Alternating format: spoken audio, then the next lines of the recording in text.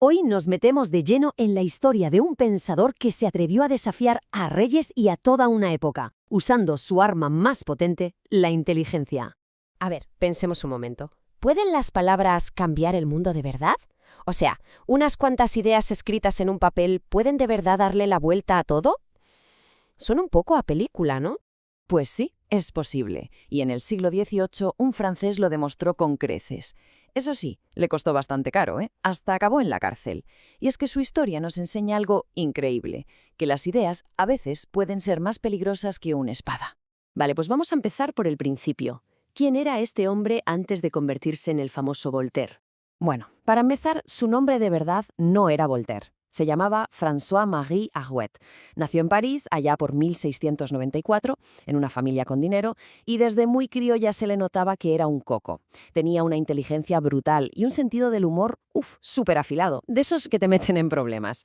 Claro, su padre quería que fuera abogado, lo típico en esa época, pero a él lo que le iba era escribir. No encajaba, sentía que las normas de su tiempo eran demasiado estrictas y, claro, empezó a cuestionarlo absolutamente todo. Y claro, si vas a criticar al sistema, necesitas un plan. Él necesitaba una nueva identidad para poder escribir lo que pensaba sin acabar mal. Y aquí entra en juego una palabra clave, seudónimo. ¿Qué es esto? Pues muy fácil. Es un nombre falso como el que usan muchos artistas o escritores. Es una forma de crear una marca y, sobre todo, de protegerse. Y así es como François-Marie Arouet se borra del mapa y nace Voltaire. Pero ojo, que esto no fue un simple cambio de nombre. ¿Qué va? Fue toda una declaración de intenciones. Voltaire se convirtió en un símbolo, una marca de rebeldía, el personaje que necesitaba para poder decir las verdades a la cara de los poderosos con un poco menos de miedo a lo que le pudiera pasar. Y claro, cuando juegas con fuego, te acabas quemando. Las consecuencias de su afilada pluma no tardaron en llegar. Su ingenio le hizo famoso, sí, pero también le abrió las puertas de un lugar nada agradable. Resulta que se metió en una pelea con un noble con mucho poder, y donde acabó, en la famosa prisión de la Bastilla. Y no una vez, dos. Pero en vez de venirse abajo, aprovechó el tiempo en la cárcel para darle vueltas a la cabeza sobre la justicia, la libertad, y cuando salió, le dijeron: «Te vas de Francia». Lo exiliaron. Y su destino fue Inglaterra. Y lo que vio allí le voló la cabeza. Porque, vamos a ver, el contraste era brutal. En Francia, el rey mandaba sobre todo y sobre todos. La censura era total y la intolerancia religiosa a la orden del día. ¿Y en Inglaterra?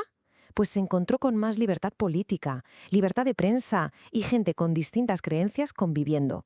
Para él fue como aterrizar en otro planeta. Y por si fuera poco, allí descubrió las ideas de un genio, Isaac Newton. La idea de que el universo no se rige por la magia o la superstición, sino por leyes lógicas que se pueden entender con la razón, eso le fascinó. La ciencia era el arma perfecta para luchar contra la ignorancia y el miedo, que para él era lo que usaban los poderosos para controlar a la gente. Así que, con la maleta llena de ideas nuevas y revolucionarias, Voltaire volvió a Francia.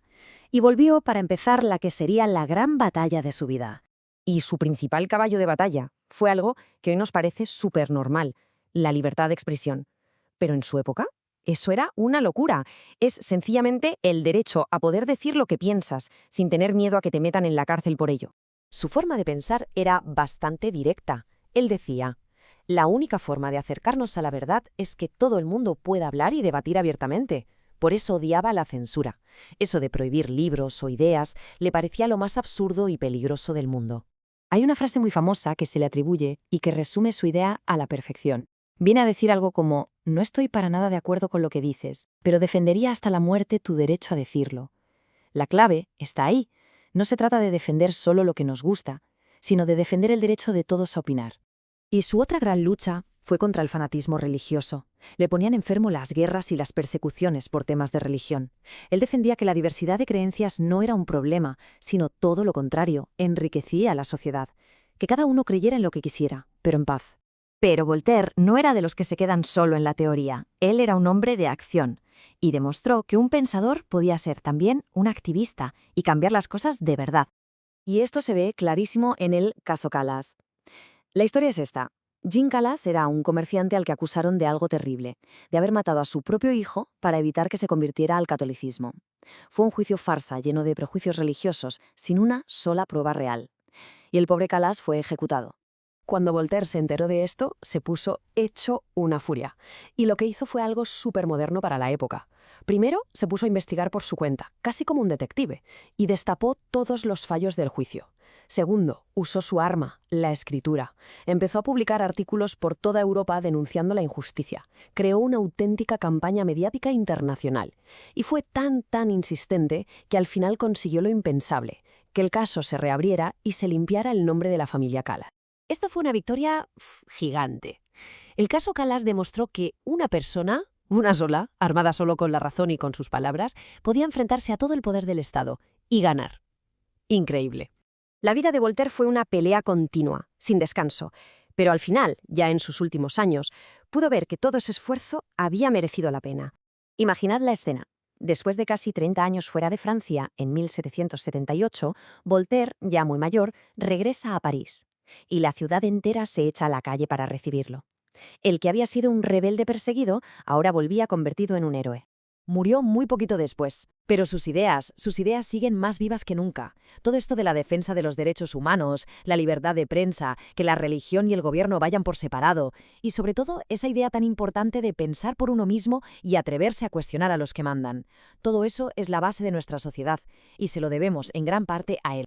Y claro, la historia de Voltaire nos deja una pregunta en el aire. Él luchó por lo que creía justo en su momento, jugándose el tipo. Si miramos a nuestro alrededor, a nuestro mundo de hoy, ¿cuáles son esas ideas que merecerían la pena defender con esa misma valentía?